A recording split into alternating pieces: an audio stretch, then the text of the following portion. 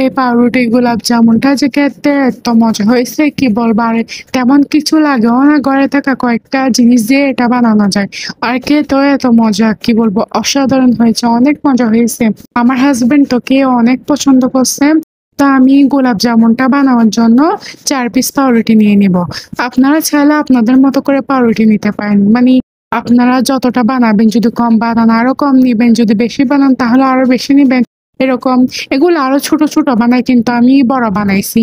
এগুলাকে আপনি যখন করবেন, ওই যখন আপনি লাড্ডু করবেন তখন এগুলাকে আপনার থেকে ছোট ছোট করতে হবে, কারণ এগুলা শিরার মধ্যে দিলে এগুলা ফুলে বড় হয়ে যায়। তো আমি এখন সবগুলা ছিঁড়ে নিচ্ছি, পাউরুটিগুলো ভালো করে ছোট ছোট করে ছিঁড়ে নিব। ছিঁড়ে নিয়ে আমি এখানে পাউডার দুধ দিব, তারপর চিনি দিব, দিয়ে এগুলাকে ভালো করে মিক্স করে ফেলবো।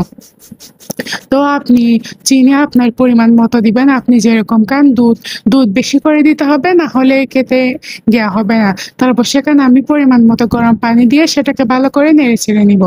ভালো করে নাড়বো যাতে চিনি আর দুধ মিক্স হয়ে যায়। তারপর আমরা সেগুলাকে পাউরুটির টুকরা আছে না, পাউরুটির টুকরা এগুলোর মধ্যে ঢেলে দিব। ঢেলে দিয়ে সেগুলাকে আমরা মলবো। তো এখন আমাদেরকে পারফেক্ট ভাবে দিতে হবে। যদি আপনি বেশি দেন তাহলে বেশি নরম হয়ে যাবে, আর কম দিলে শক্ত হবে। পারফেক্ট একটা লাড্ডু হয় যে সেরকম সেরকম তৈরি করতে হবে।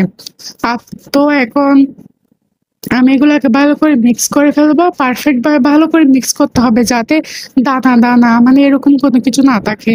তারপর আমি এখন লাড্ডুগুলো সুন্দর করে হাতে বানাই ফেলবো।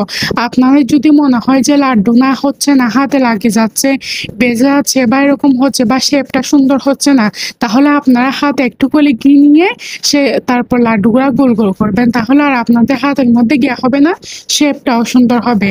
তারপর আমি এখানে শিরা তৈরি করে নিব। লাড্ডু হয়ে গেলে শিরার জন্য আমি এখানে পানি দিয়েছি পরিমাণ মতো।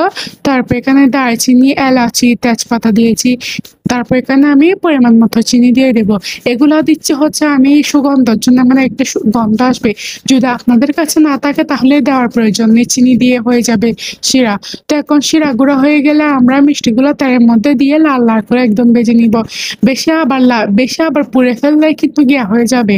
হালকা এরকম একদম লাল গোলাপ জামুনের মতো লাল হলে সেগুলাকে আমরা সুন্দর করে নিয়ে ফেলবো মিষ্টিগুলা।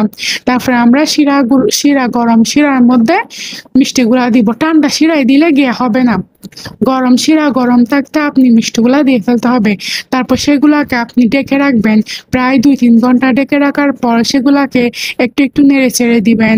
তারপর দেখবেন যে মানে আপনার ছোট্ট মিষ্টিটা অনেক বড় হয়ে গেছে। তাই জন্য যখন আপনি মিষ্টির শেপ দেবেন তখন ছোট্ট করে দিবেন। তো দেখছেন কত সুন্দর, অনেক মজা।